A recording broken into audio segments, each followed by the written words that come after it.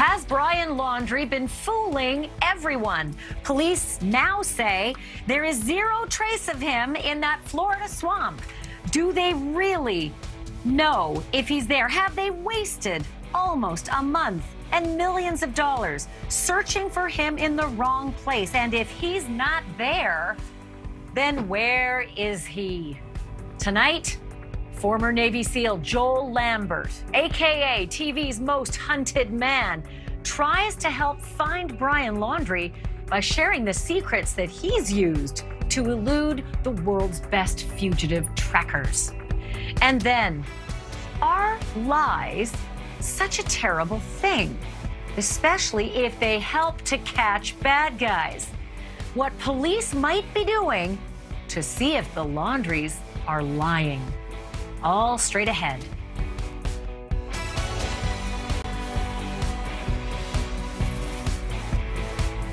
Welcome to Banfield. Nearly a month after Brian Laundrie slipped out of his parents' home under the watchful eye of the police, we really might just be back at square one, folks. Northport police say that they have found no traces of Brian Laundrie in that Carlton Reserve, that swamp that they've been searching since his parents reported him missing way back on September 17th. Could it be Brian Laundrie was never there in the first place? The announcement comes a day after Laundrie's father, Chris Laundrie, went to the swamp, his lawyer says, to help point out his son's favorite hiking spots. Maybe the experience that the authorities had in the swamp with Mr. Laundrie confirms for the cops that they are looking in the wrong place. What a concept. I'm joined by News Nation's Brian Enton. He is live outside the Laundrie home, as he has been from the beginning, staking out and watching every single movement. And yet again today, a number of big developments in this case. Brian, start with the fact that you had a chance to speak at length with the Northport police, which is surprising since they have been speaking so little. Yeah, it's been several weeks since we've been able to get them on the record. Once in a while, they'll send a text message or an email to confirm something, but I had really been pushing them to do this interview.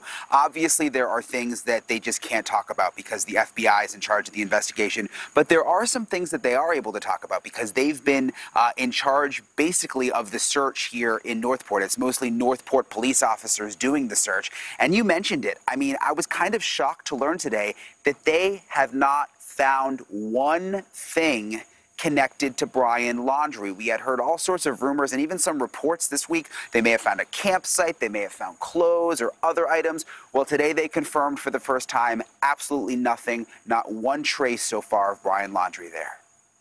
I think you and I have been at this story so long, I have lost count on the number of days that they've been out there, but it's somewhere around, I feel like, a month now. If nothing has been found, Brian, nothing, not a trace, why on earth are they spending so much money out there? Well, I think there is still something that we don't know. And when I talked to Northport police, you could tell there's something that they're not releasing and holding back. And I don't know what it is. Did they catch Brian Laundrie on video there? They've admitted they were doing surveillance on Brian Laundrie of some kind. Did they perhaps follow Brian Laundrie to the swamp when he went there for the hike, but maybe not follow him into the swamp? Again, we don't know, but I suspect there's still something they're not releasing that's causing them to still focus so much on the swamp. Okay, well, here's an important question. Is Laundrie dead or alive in their opinion?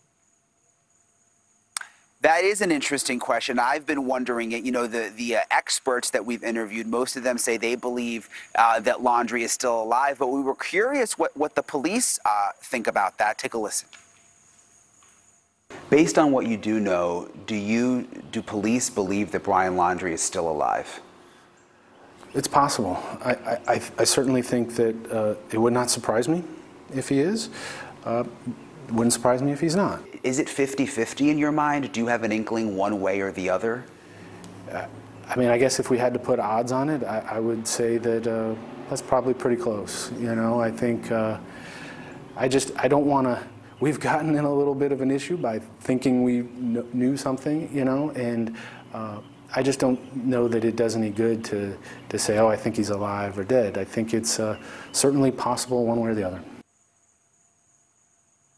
Okay, Brian, that just frustrates me to no end, because I sort of thought that they had a clue if they were spending so much time in the swamp. But what really was intriguing, and it has all of our viewers online searching for answers, sharing theories and philosophies, is that Chris Laundrie left that little yellow house behind you and went out to search a full 3 weeks. 3 weeks after he suggested his son was missing. All of a sudden, he's giving trail tours 3 weeks and millions of dollars in searching later.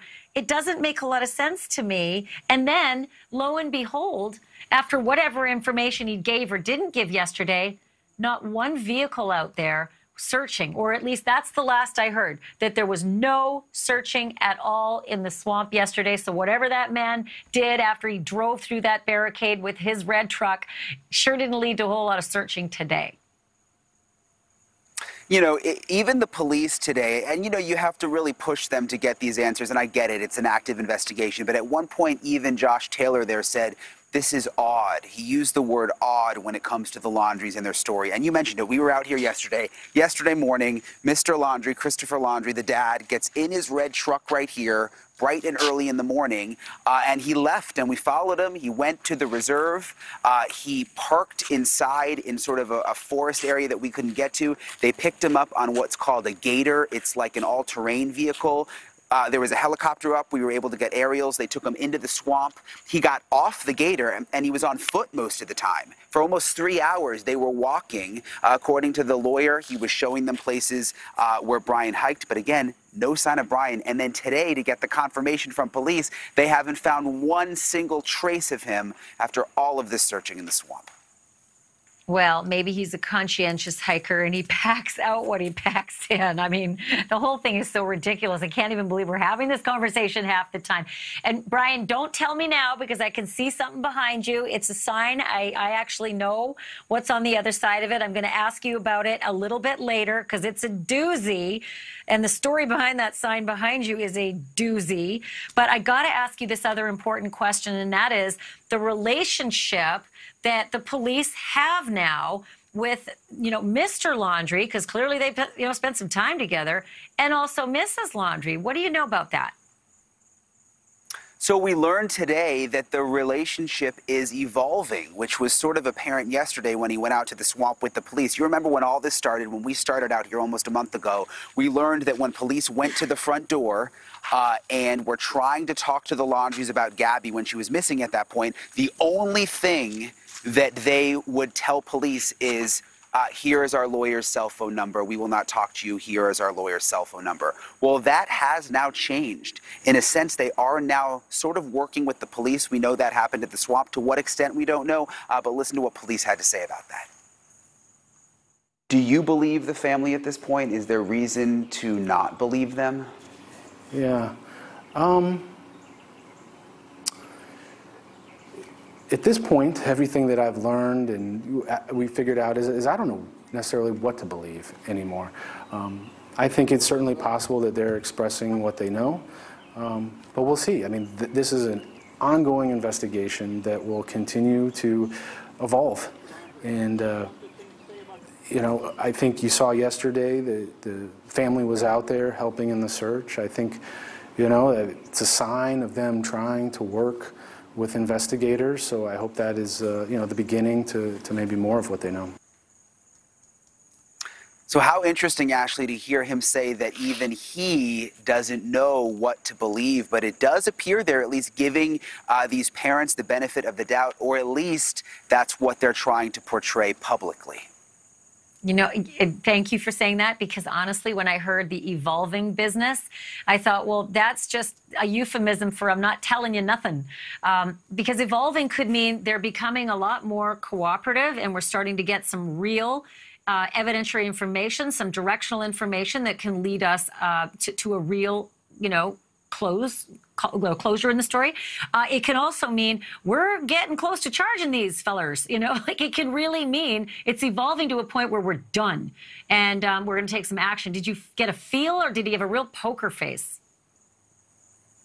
He had a poker face, and again, during the whole interview, I was trying to gauge, is he trying to put this out there to send a certain message, but they know something different, or is this actually what the police think, and do they feel like the Laundries really are cooperating? But I'll tell you, I was out at the reserve yesterday when Mr. Laundrie was there, Christopher Laundrie, and you know, it did feel like he was working with the police. When he finished at the reserve for 3 hours, we followed him when they were leaving because he was being tailed by the FBI, and we were like, we got to see where they're going next. So we followed along. They went to this other neighborhood, which was interesting, but at one point, Christopher in the red truck pulled up next to the FBI Tahoe, and they were talking to each other through the window, and he was sort of directing them to whatever he wanted them to see. So there is definitely a cooperation happening now. Okay, another really important question here is, and everyone's been asking it, Brian, but, you know, somehow this guy got out of the house. We know that he was back in Florida. We know he parked the white car, the white van that Gabby owned in the driveway. So we know he was back at that little yellow house. That much. We also know that he went to a campground with his parents.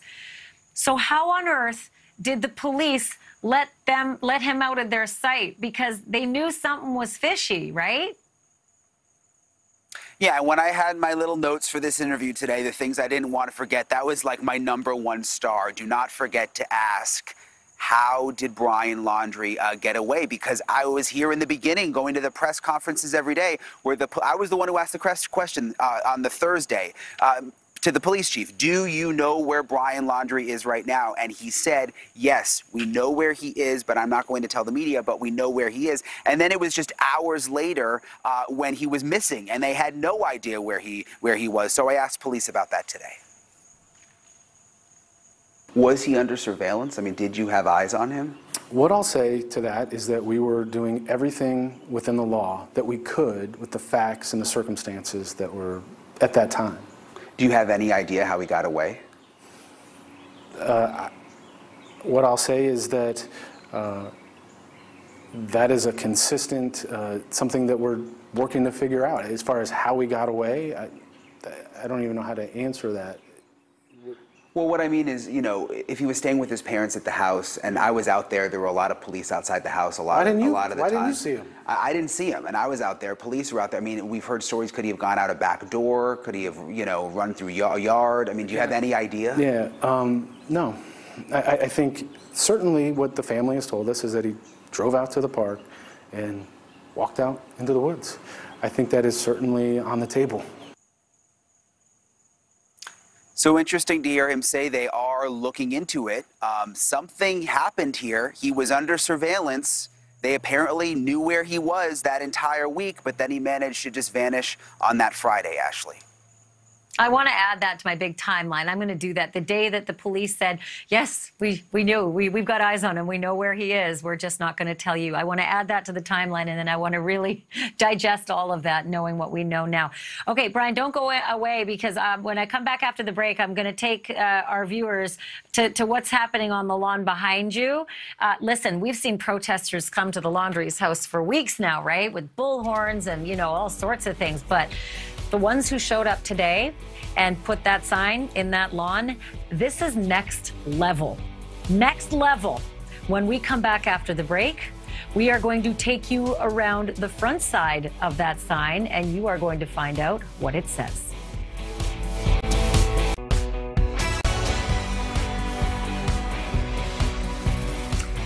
Okay, I follow this story like you do all day long. I am looking for every morsel of development on this story, because I find this to be one of those puzzles like Casey Anthony, where you just keep finding out things that make you say, who does this?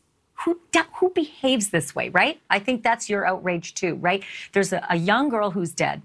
There are all these pictures of her, so we feel like she's part of our life. And then this guy just bolts and his parents don't help. That's just the essence of it, but it's enough to make you mad. And it's... If you think it's enough to make you mad, you would not believe the ladies in the neighborhood and what they did today. And I can't even explain it for you, so I'm just going to show you. Take a look.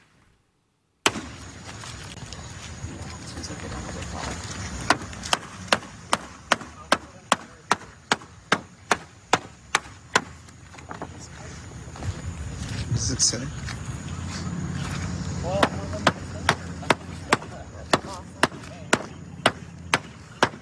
Where are y'all from? Across the street. Or you live in the neighborhood? Yeah. Get this side again. Yeah, there we go. It's good enough. Very good. Hopefully they can see it. So that is what the Laundries are going to see when they wake up tomorrow, and if they ever decide to come out the front of the house again, or maybe peek out those windows. Just in case you couldn't read it quickly, because I know it went by fast and the printing was kind of small, it said, remember me, Gabby Petito, Roberta and Brian, I used to live here. And of course, a very visible picture of Gabby Petito. Brian Enton, I said next level. It is subtle, but it ain't subtle at all. Yeah, the minute I saw this happening earlier, I texted you right away because I was like, this is something we haven't seen, Ashley, before. We were over at the truck, and I heard that banging, and I was like, what is happening? So I ran out and got that video. This is the sign here. It's not facing the street. It's facing the Laundrie's house, and those women hammered it right into the ground. We won't get on the Laundrie's property. We'll stay on the swale, but you can see, again, you read it, but it says, remember me, ? Gabby Petito has a picture of Gabby. Roberta and Chris, I once lived with you. And we know that Gabby lived here at this house with the Laundrie family for quite some time. They were very, very close. And that's one of the things that has enraged the people in the neighborhood and the protesters the most. I think that is what pushes them over the edge, that this was not just the Laundrie's son's fiance. This was a young woman who lived in the house with them. And that's what those women said got them so upset that they came out and did this tonight. Right, and listen, they did it with grace, right? No bullhorns or epithets or swear words or anything. They just left their sign and wanted to, leave the message. What I found remarkable is that normally, this is the way it works with the media for those who are watching right now. There's like a whole phalanx of cameras and media people, and you don't usually see it because the cameras are pointing towards the action. But the people who live near there usually get very angry, and they don't like the media to be around anymore. And instead, the neighbors don't like the Laundries, not the media. They don't like the Laundries, so that was surprising. One last thing, quickly, Brian Enton, it wasn't the only sign that showed up today with a message for the Laundries. There was one in the sky as well. Tell me about it. Yeah, there was another aerial plane, banner plane that went over today. Justice for Gabby was on the banner. It flew over this afternoon. This is another interesting story. It's a group of TikTokers. I've been texting with them. They were letting me know it's going to be back today. They've done it now 2 times. They raise money on TikTok. They charter the plane with the banner, and they decide on TikTok what messages they're going to do, and they did it again this afternoon. Unbelievable. They're raising money on TikTok to charter a plane and put up, and this is the second message again, end the silence, justice for Gabby. I mean, the action it doesn't seem to end. Brian, again, just a phenomenal job. Thank you for your hard work all week, and I hope you get at least a little sleep this weekend. Thanks, Ashley. Such a great reporter. Nothing misses. I mean, nothing escapes him. He sees everything. Okay, so we have to take a little bit of a break here, and I'm looking ahead, and I've got something else really good for you, and that is this. When it comes to a manhunt, Brian Laundrie may not be the most wanted man, in America in terms of dangerous criminals, but he is definitely the most talked about fugitive online. After the break, I'm going to ask TV's most hunted Navy SEAL, the lone target himself, Joel Lambert, where he thinks Brian Laundrie's hiding and the tactics that he might use to bring him to justice.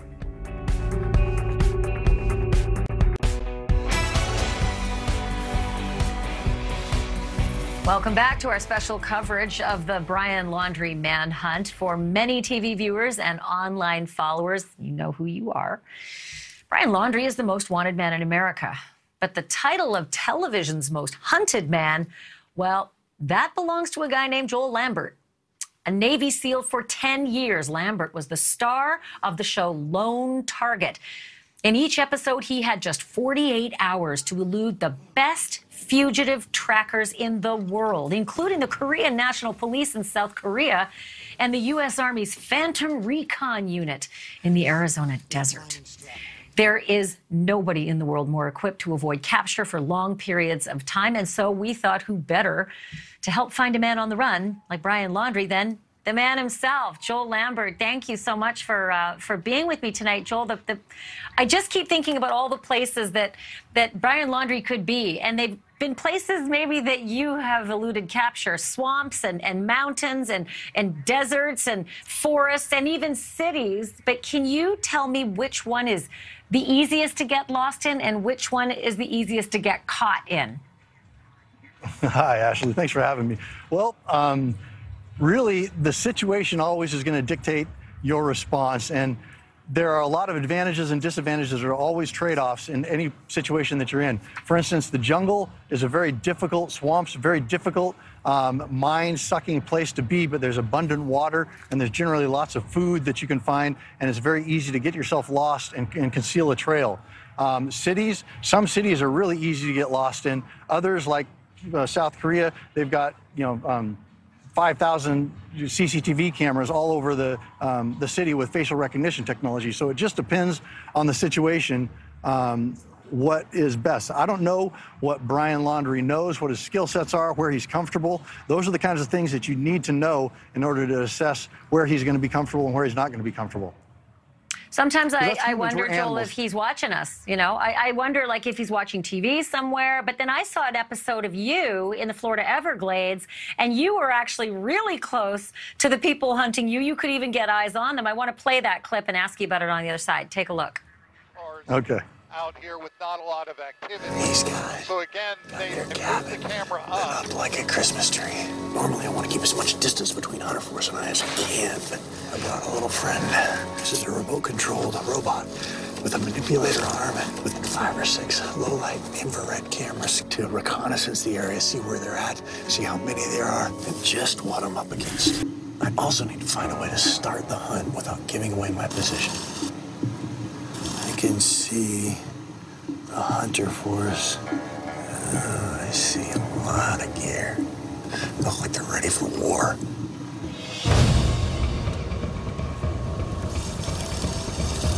There are 5 people I see so far.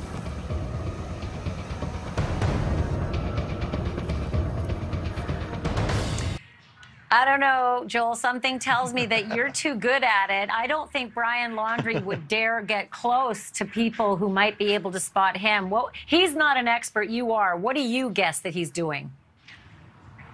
Well, I really don't know. What I would want to know if I were on this job is I would want to know all the intelligence I could get from his family, whether that's good or bad. Human intelligence can be some of the best intelligence you can get, but it's also unreliable, so you need to mitigate that with all the other things that you know.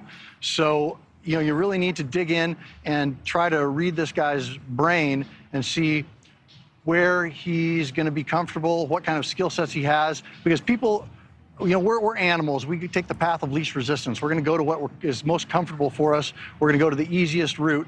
And so you need to find out what the easiest route is for this guy, where he's most comfortable, and then start there.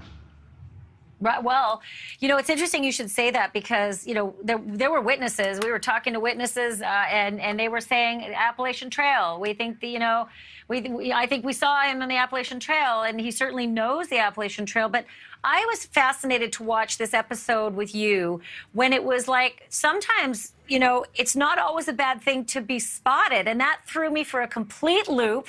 But I'm going to play the moment and the viewers will get what you meant when they see it. Take a look. Human intelligence, or what people tell you is some of the best intelligence that you can get, but it's also some of the most unreliable. I go in and they conspicuously leave in a deceptive direction. When the Hunter Force comes through, they're going to ask around and they're going to point them exactly the way I want them to think I went. All right, guys, coming through. Hi. Oh, man. This is a little more than I was expecting. The first time that I've asked there, they told me that they move that way. Then the other guys, they told me they didn't see anything. As Joel anticipated, Human intelligence is unpredictable, as the villagers all unintentionally give conflicting reports to the ranger. I suspect Brian Laundrie is not smart enough to think in advance to do, you know, a bait and switch like you did. But I guess it is a good tactic. Well, it can be in the situation where they didn't know who I was, and I was kind of at a blank slate that I could go in and create whatever narrative I wanted to. Brian Laundrie doesn't have that luxury. He's a wanted man. Whatever kind of deception he's going to be doing, if he's smart, it wouldn't be around any kind of people. Right. Well, okay. So then another thing that I was surprised was when you were being hunted by the Philippine Army. You know, we just always assume that militaries have the highest falutin gear, right? Heat-seeking this and Right. Extra special that. And these guys had like a flashlight. But what they could do with that flashlight was nothing short of remarkable. I'm going to play the clip and I'm going to ask you about that after this. Take a look. Okay. This 16-man unit doesn't depend on high-tech assets, but relies solely on their highly tuned tracking skills. The Rangers look for Joel's tracks by casting, systematically searching in a circular pattern to locate any sign of spoor. Wala bang mas makita dyan? Yun. We cannot see clearly these footprints because there is no direct light on it. But if I'm gonna use my flashlight, then make a shadow on the footprints, then I could tell this is a Panama boots, like my boots. This is still fresh and it's heading toward southwest direction. I suspect that the people who are hunting for Brian Laundrie will have a flashlight and they will have skills about those footprints and all the rest, but they're going to have a lot more, right, Joel? Yes, yeah, they're going to have all the tech that's available. I mean, those guys were the most exceptional trackers I went against in the whole series, Manhunt, Lone Target. And what they could do with just their tracking skills was exceptional. And other people I went against that were completely dependent upon technology were easier to beat. But whenever you're going against technology, it's always man against man. It's always brain against brain. If I'm going against a dog or a drone or anything that's not the actual tracker, I have to beat the tracker. I don't try to beat the dog. You can't beat the dog. I'm not trying to beat the infrared thermal imaging. I can't beat that. What I can beat is I can get in the man's head that's operating all that stuff and make him doubt what he's getting from his technology or from his dog. And so that's what you have to do. You have to break the bond between, or the connection, the communication between the technology and the person operating it. So it's always a strategic game, a mental game against the people hunting you. I could talk to you for I think it's a matter an of time hour, for you know? Laundrie. And I'm glad you said that, because I think that's what a lot of people watching keep hoping, that it's a matter of time. They want this to come to an end. They want closure for the Petito family, and they just want answers as to this bizarre mystery. I want to just let our viewers know about something that you've done recently, Joel. It's cool. It's like all the, oh, by the way, all the secrets, right? All your secrets of how to evade and escape. It's actually an app. It's called Escape and Evade. You go to escapeandevademobile.com. Is that right, Joel? Escapeandevademobile.com. Yes, Is that going to get you there? Yes. Okay. Yeah, that's Good. going to get you to our website, and you can sign up there, and you'll get updates, and it'll let you know what's going on with this as we develop and launch the app. But it's going to be an amazing augmented reality game experience where you're able to do deception trails, set booby traps, track people. It's a very intense experience, and I think people are going to like it. I can't wait. Thank you, Joel. It's been really nice to talk to you. Awesome. Thank you for this. Appreciate it. Pleasure. Thanks for having me on, Ashley. Awesome. Joel Lambert joining us tonight. And still to come, is it ever okay to lie? I know your parents said no. This next segment is going to be tough for you because sometimes it helps catch bad guys. And what the police might be doing right now with lies to try to catch a bad guy, well, you don't want to miss this.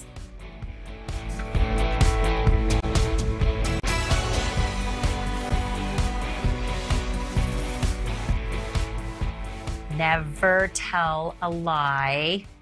You probably heard that since birth, right? It's a golden rule. You are not supposed to break that rule. But when it comes to law enforcement, lying is actually a very effective tool. And you might not know it, but it is legal. Moral? I hear you. Okay. But legal, there's no question, there's no doubt about it. It's legal. and lying has helped catch some of the worst of the worst. Take, for example, Dalia DiPolito, a woman who hired a hitman to kill her husband. Police intervened before it happened, thank God. And then they went ahead and set up a sting to break the fake news to Dalia of her husband's bloody death. And just watch her reaction, because honestly, folks, it is nothing short of Oscar-worthy. Listen, we had a report of a disturbance at your house, and there were shots fired. Is your husband Michael? Okay, I'm sorry to tell you, ma'am, he's been killed. He's been killed, man. I'm sorry. Listen, no. Try to calm down. Listen, right now we need to get you to the station. We need to get you to our police station. I can't let you stay, man. We have to do our job. If you want us to find this killer. I mean, that's amazing. It's just amazing. Even the shaking fingers, all of it, right? She knew she'd planned the whole thing, but he wasn't dead. And this moment has been playing over and over in my head. Why? Well, since Christopher Laundrie was invited to join the police in the search for his son. Okay, I'm going to make the connection here. Did any one of us ever really believe that Mr. Laundrie could be of use in the look-see, the search 3 weeks later? Come on, 3 weeks later, let me show you his trails that he liked. Well, maybe he was useful. Maybe he was helpful. Maybe they just wanted to see Mr. Laundrie's reaction to something Mr. Laundrie wasn't expecting. I think it is a fair question. And my two guests know a thing or two about strategic crime fighting. Sheriff Mark Lamb from Pinal County, Arizona. He is the face of the American Sheriff Network. And also with us tonight, former NYPD Detective Dr. Alfred Titus. That's doctor, folks. He's a professor at John Jay College of Criminal Justice. To the both of you, welcome. Okay, Sheriff Lamb, am I crazy to assume that taking Mr. Laundrie to help search 3 weeks after the search had begun was actually an entirely different strategy? And that was to maybe put something unsettling in front of him and see what his reaction is, to see if he's really telling the truth about my son went hiking in the swamp. Yeah, Ashley, thanks for having me on. You know, it's hard to say what their goal was there, but there's always different types of tactics that we'll employ. Spending time with somebody to see if they actually may have played a role in this was probably one of their goals, just to see if he might slip up along the way. When we interview people, we will consistently try to get their story out of them and see if that story changes along the way. That might have been one of the things they were looking at, and genuinely, maybe they thought, let's take a chance and see if he actually might lead us to somewhere or put us on Laundrie's path. But, you know, there could be various reasons of why they did this. Yeah, Dr. Titus, so we sort of went through a whole lot of scenarios in my head, and I need you to get me off the ledge if I'm too far out there. But I wondered if they might even go so far as to take you know, what look like human remains and happen upon them with Mr. Laundrie. Because if Mr. Laundrie's telling the truth and his boy really did go out there hiking and they came upon human remains, well, that would be a very genuine, very hard to act moment. That would be the worst moment in a man's life. But if Mr. Laundrie saw human remains and he knew that his son was nowhere near that swamp, well, you'd have to act like Dalia DiPolito to make it seem as though you're devastated. Am I crazy about that, Dr. Titus? Not at all, Ashley. First of all, thank you for having me tonight. But you are absolutely correct. The thing about investigations and the way investigators operate is they look for these key tells, which is what we call them, tells. And that's eye movement, that's nervous behavior, perspiration. All of these little trigger things are things that allow us to know that there's something afoot. Either the person is feeling guilty or something is just wrong. So there are multiple tells that we look for. And that's what it sounds like law enforcement is trying to do here. They are almost at their wit's end, and they are just looking for some kind of answer, some kind of information that could direct them. Yeah, and I'm not suggesting that they'd put real human remains out there. There's plenty of different kinds of props you can make it look like. Because when Dalia DiPolito's husband, was shown to her as being dead, they put makeup on them. They don't really kill them. Clearly you can fake something to look very real. So, okay, Sheriff Lamb, I want to be really clear that my staff and I talked out this whole scene a couple days ago, and we decided not to go to air with it because we didn't want that to be something that the Laundries might know prior to actually going out for that search, because the search was planned and it was called off and it was supposed to happen again. We wanted to make sure it happened, it was done, so that would not let the cat out of the bag. But I did want to ask you, Sheriff Lamb, the FBI took dozens of boxes out of that home, right? They walked out with all sorts of stuff, and Brian Laundrie's room is still in there. So I wondered if they might have taken an item of clothing without the Laundries knowing, because that could be one of the plants in the swamp, right? It's Brian's ball cap, it's Brian's favorite shirt, and then there's human remains and total confusion. Do you see what I mean? Like, I could see that happening. Is that a strategy that they might employ? Yeah, I mean, it could be a strategy. I mean, that's a tough strategy to try to show a father what might be the remains of their son. I don't know that a lot of law enforcement agencies would go that far. But if they suspected the father as being guilty of doing it, they might. This is what they did to that other gal who they talked her, they told her that her husband had been killed because they had solid evidence that she was trying to hire somebody to kill him. So that kind of went along that path. But this is a kind of a different situation. I'd be surprised if they would use that tactic. But I mean, who knows? They might. Yeah, we don't know what they have, right, Mark? I mean, honestly, we don't know if there's surveillance, if there's something tapped that gave them some evidence and they just need that one extra little piece. And that one extra little piece is that dramatic reaction or that very faked reaction. I don't know. Okay, guys, when we come back after the break, I want to ask you a couple questions about another case that we've been following. Daniel Robinson, this handsome young geologist, just vanishes in the Arizona desert. And wouldn't you know, we've got an Arizona sheriff on. So I'm going to go over some of these mystifying clues, just mystifying things in Daniel Robinson's disappearance, and see if maybe we can, find out if there's another piece of the puzzle that's just waiting to be found. We're back right after this.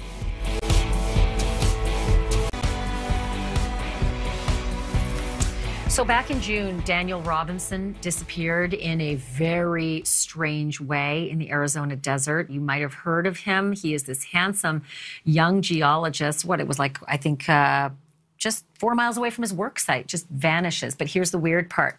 His dad has been there ever since looking for him. And what he and a private investigator discovered was that the airbags in Daniel's Jeep, which was flipped over, those airbags actually deployed 11 miles prior to the spot where it flipped over in that desert. And that is a hot sun, okay? So you imagine if he's gone somewhere, would he leave his keys and his wallet in the Jeep? Well, the keys and wallet were in there. The starter had been turned over 40 times. So the question is, back with Sheriff Mark Lamb from Arizona and Dr. Alfred Titus, this is your backyard, Sheriff Lamb. It is hard to survive in the desert. It has been months. But that mystery, you can't ignore that there's something very strange there. Oh, absolutely. There are strange circumstances to this.